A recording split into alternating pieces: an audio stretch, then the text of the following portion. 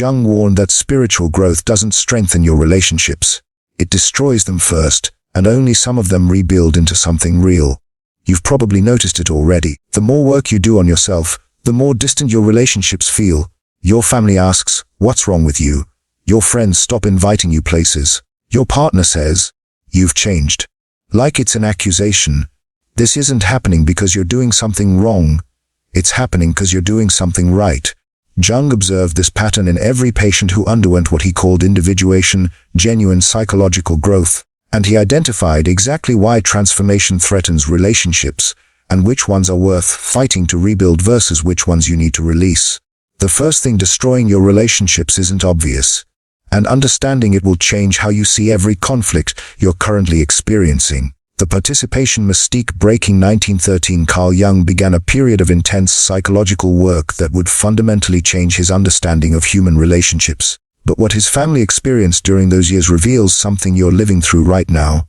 His wife Emma wrote to a friend, "Carl has become a stranger. He sits at dinner but isn't present. He looks at me but doesn't see me.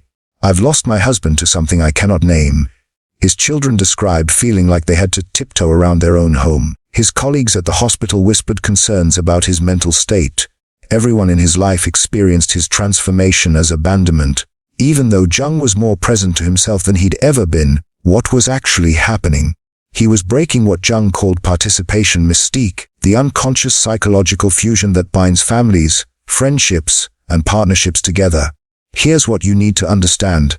Most of your relationships aren't based who you actually are. They're based on unconscious agreements about who you'll pretend to be. Your family has a role for you. The responsible one, the funny one, the caretaker, the problem. Your friends have an image of you. The adventurous one, the stable one, the one who never judges. Your partner has needs you fulfill.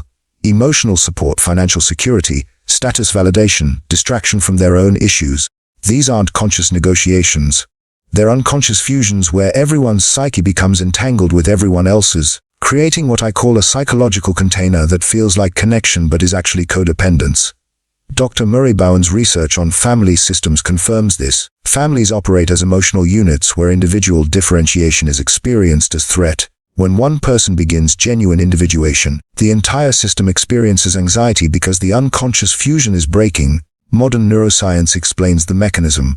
Social connection activates the same neural networks as physical pain relief. We're literally addicted to unconscious fusion because it soothes our nervous systems. When you break that fusion through growth, others experience it as withdrawal from a drug they didn't know they were taking. The critical realization at minute 4, your relationships aren't being destroyed by your transformation. You're becoming authentic, is revealing that these relationships are built on unconscious agreements that no longer serve anyone involved. Jung wrote to a patient in 1916, "The pain your family feels at your transformation is not caused by you becoming yourself. It's caused by them losing the version of you that allowed them to remain unconscious about themselves." If you've been told by family or friends that you've changed, and they want the old you back, comment, "They sensed the change before I announced it." This breaking creates 3 specific relationship patterns. Understanding which pattern dominates your relationships will save you years of confusion and unnecessary guilt. The 3 relationship patterns. Pattern 1, the projector. Jung treated a woman in 1920, let's call her Anna, who came to him in crisis. Her mother hadn't spoken to her in 6 months, and Anna couldn't understand why. She'd done nothing wrong. She'd simply started therapy, begun painting again after 20 years, and set a boundary around Sunday dinners. Through analysis, Jung uncovered something devastating. Anna's mother had unconsciously projected her own unlived artistic life onto Anna. When Anna was young and showed artistic talent, her mother encouraged it obsessively, not to support Anna, but to vicariously live the creative life she'd abandoned when she married. But Anna had actually become an accountant, living a conventional life that matched her own temperament, not her mother's fantasy. When Anna finally started painting in her 40s on her own terms for her own reasons, her mother experienced it as betrayal. Why? Because Anna's genuine artistic expression shattered the projection. The mother couldn't live vicariously through Anna anymore. She had to face her own unlived life. This is pattern 1. The projector unconsciously needs you to carry parts of themselves they've rejected. Your development forces them to reclaim those parts which feels unbearable. Eleanor Roosevelt's transformation illustrates this perfectly. When she began developing her own political voice separate from Franklin's career, Her mother-in-law Sarah experienced it as personal attack. Sarah had projected her own thwarted political ambitions onto Elena's role as dutiful political wife. Elena's letters from this period reveal the pattern. The more I become myself, the more Mother Roosevelt treats me as enemy. I'm doing nothing to her. Yet, she experiences my independence as aggression. The projection wasn't malicious, it was unconscious. Sarah didn't consciously think, I'll use Elena to live my political dreams. But her psyche did it anyway, and Elena's individuation shattered that arrangement. You have projectors in your life right now. The parent who gets anxious when you make choices they wouldn't make. The friend who seems threatened when you succeed in ways they haven't. The partner who loved your potential, but resents your actual development when it differs from their fantasy. Projection identification technique. When someone reacts emotionally to your transformation, ask yourself, what part of themselves might they have projected onto me? What unlived life am I carrying for them? This isn't about analyzing them. It's about understanding the dynamic so you can stop absorbing their emotional reaction as if it's about you.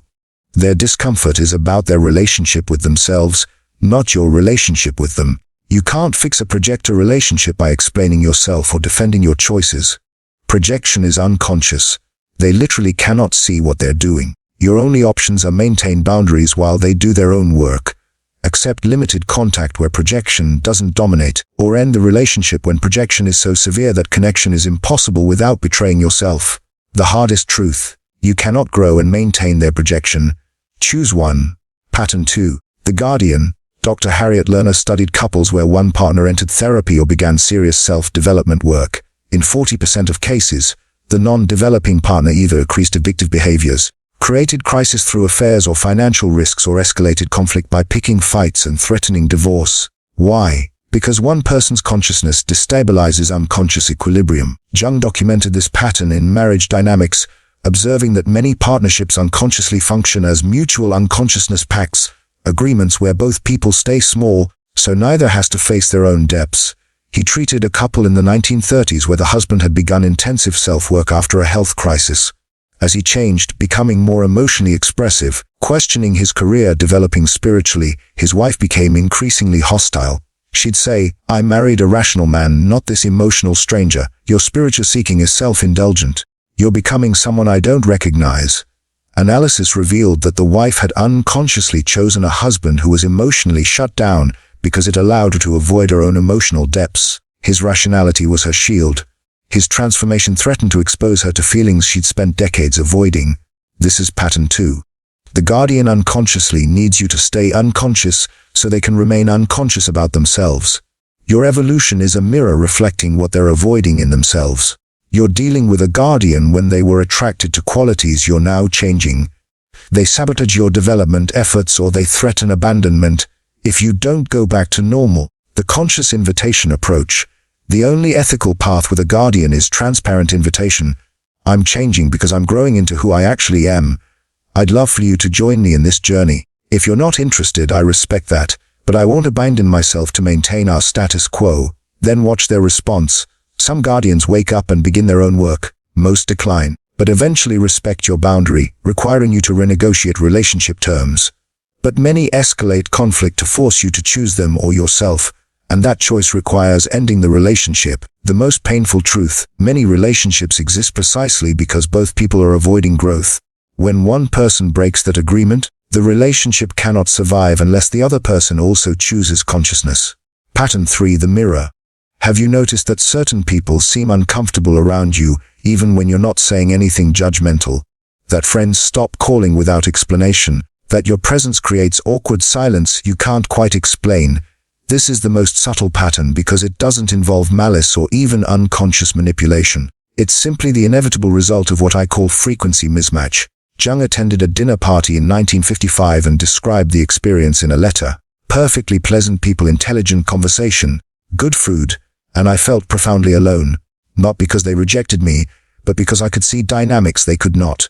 He watched the host's repressed anger at his wife leak through jokes. He watched the wife's unconscious seduction of male guests to get the attention her husband withholds. He watched guests project their shadows onto each other while believing they were having sophisticated discourse. All invisible to them, blindingly obvious to him. This is pattern 3. The Mirror. Your consciousness reflects their unconsciousness back to them, and they experience your presence as uncomfortable judgment, even when you're not judging. Research on highly sensitive people confirms this experience. People who process information more deeply often report feeling alienated, not because they reject others, but because depth of perception without shared context creates unbridgeable distance. You're experiencing the mirror pattern when people say you make them uncomfortable but can't explain why, when you feel exhausted by surface conversation, or when you can see relationship dynamics others insist don't exist. Selective participation. Jung's solution was what he called dosing exposure, strategic engagement followed by withdrawal for integration and recovery. He maintained relationships with unconscious people in his life, but limited contact to sustainable doses. Family dinners kept short, colleague interactions kept professional, social events attended selectively with planned exit strategies. He also created his TOs, sacred space where consciousness could exist without compromise. His tower at Bollingen wasn't escape from the world. It was necessary refuge for maintaining consciousness in a largely unconscious world. The critical distinction: healthy withdrawal is temporary for integration, and recovery maintains key relationships at sustainable levels and includes actively seeking conscious community. Unhealthy isolation is permanent, avoids all challenge, cuts off all relationships and creates rigid us-them mentality. Jung withdrew to his study daily. He didn't abandon his family. He took walks alone. He didn't exile himself from society. He limited social obligations. He didn't become a hermit. If you've noticed that your presence alone makes certain people uncomfortable, even when you're not saying anything judgmental, comment, "I don't judge. I just see clearly." But which of these patterns dominates your relationships? And more importantly, which relationships can transform and which ones need to end? Relationship death and rebirth. Here's the truth that will hurt. Not all relationships are meant to survive your transformation. In 1918, during his most intense period of psychological work, Jung wrote in his journal, "I have discovered that some relationships were never real connections between authentic selves. They were agreements between false personas to maintain mutual unconsciousness. When one persona dies, the relationship dies, not as tragedy, but as natural completion. Some of the relationships you're trying to save can't be saved because they were never built on authentic foundation. They were built on who you pretended to be, meeting who they pretended to be, sustained by mutual agreement to never look too closely at either person's depths. Your becoming real isn't destroying genuine connection. It's revealing that genuine connection never existed." The relationship inventory for each important relationship. Ask, does this person know who I actually am? Not who they think I am, who I actually am when I'm alone with myself. Can this person tolerate my authenticity when I'm real, expressing needs, setting boundaries, sharing my actual thoughts? Do they move toward me or away? Do they also seek consciousness? Are they doing their own inner work, or do they need me to stay unconscious so they can avoid theirs? Jung's patient Anna did this inventory with her mother relationship. The answers destroyed her fantasy. Her mother didn't know her actual self, only the projection. Her mother could not tolerate authenticity. Every authentic expression created conflict. Her mother had no interest in consciousness, saw self-examination as self-indulgent. Anna mourned the relationship for 2 years. Not the relationship that existed, but the relationship she'd hoped could exist. Jung guided her through this grief, helping her see that mourning the fantasy was necessary to release it. She eventually moved to limited contact, holiday visits, surface-level updates, no expectation of genuine connection. Anna's mother experienced this as abandonment. Anna experienced it as self-preservation. Big moment at minute 16. Some relationships are meant to end, and honoring that ending is sacred, not selfish. Jung's own relationship with Sigmund Freud illustrates this. They had profound connection, intense collaboration, genuine affection. But as Jung individuated, developing ideas that diverged from Freud theories, Freud experienced it as betrayal. Freud couldn't tolerate Jung's intellectual independence without seeing it as personal rejection. Jung couldn't suppress his authentic development to maintain Freud's approval. The relationship had to end. Jung wrote years later, "I had to choose between Fred affection and my own soul. I chose my soul. That choice cost me professionally, socially, personally, but the alternative, betraying my own truth to maintain a false connection, would have cost me everything." You're facing similar choices right now. The friend who only relates to you through shared complaints. The family member who needs you to play a role. The partner who wants you to be who you were, not who you're becoming. Framework for relationship decisions. Some relationships need to transform or be released. These are projectors and guardians who refuse their own work. These cannot survive in current form. Some can be renegotiated. people who are unconscious but not actively blocking your evolution. These continue at limited levels with reduced frequency and specific boundaries. Some deepen through conscious partnership where both people are committed to their own development. These become more intimate because authenticity meeting authenticity creates real connection, and you'll need to actively build conscious community, new relationships with people also doing inner work. These become your primary support system, the hardest pill to swallow. Most of your current relationships fall into the first two categories. Very few are the third. You'll need to actively create the fourth, conscious relationship closure. When a relationship must end, do it consciously. Acknowledge what was real, release the fantasy, take responsibility for your part. Make clean closure if possible. Complete the mourning. Unprocessed relationship endings create what I call psychic debris that contaminates future relationships. You bring the ungrieved loss into every new connection until you complete the mourning. But here's the paradox. The more authentic you become, the fewer relationships you need. Quality replaces quantity. One conscious friendship becomes more nourishing than 10 unconscious ones. After the death comes something you've never experienced, genuine conscious connection. Building conscious relationships. Jung developed what he called the transcendent function, the ability to hold paradoxes without resolving them into simple either-or choices. Applied to relationships, it means you can be fully yourself and deeply connected, but only with people who are also fully themselves. Unconscious relationships operate on fusion. I need you to complete me. Conscious relationships operate on wholeness. I'm complete and so are you. And we choose connection between two complete beings. Let me show you what this looks like. A man came to Jung after his divorce in 1925, convinced he'd failed at relationship. Through analysis, he discovered that the marriage was built on unconscious complementarity. He was strong, she was weak. He was rational, she was emotional. But these weren't their actual natures. They were roles they'd unconsciously agreed to play. When he began therapy and discovered his own emotional depth, when she began developing her own strength, the complementary arrangement collapsed. Jung told him, "Your marriage didn't fail. It succeeded at its unconscious purpose, mutual avoidance of wholeness. Now you have the opportunity for something far more challenging and far more real. A relationship with two whole people." 3 years later, the man entered a new relationship. This time, both partners did individual therapy. Both had separate friendships and interests. Both could tolerate others' full emotional range. Both took responsibility for their own triggers. Both saw the relationship as enhancement, not completion. Jung noted this relationship has conflict, conscious conflict, where each person claims their truth without needing the other to validate it. The difference after conflict are closer, not more distant. Consciousness creates real intimacy. What makes conscious relationship possible? First, differentiation. You know where you end and they begin. Research on couples shows that high differentiation creates higher satisfaction and stability. Why? Because each person takes responsibility for their own emotional state rather than making the other responsible for regulating them. Second, authentic revelation. You show up as you actually are, not as you think they want you to be. This requires courage because it risks rejection, but the paradox, only authentic revelation creates the possibility of being truly seen and therefore truly loved. Third, shadow tolerance. You can hold space for their darkness without needing to fix it. They can witness your shadow without being threatened by it. Both people understand that wholeness includes difficult emotions and parts of self that society deems unacceptable. Fourth, conscious conflict. You fight cleanly, naming the actual issue, taking responsibility for your triggers, seeking understanding rather than victory. Conflict becomes opportunity for deeper knowing rather than evidence of incompatibility. Practical integration. The authenticity audit weekly. Identify one moment where you performed rather than being real. What were you afraid would happen if you were authentic? The boundary practice. Set one small boundary each week that feels uncomfortable. Notice most people respect clear boundaries. The ones who don't reveal themselves as incompatible with conscious relationship.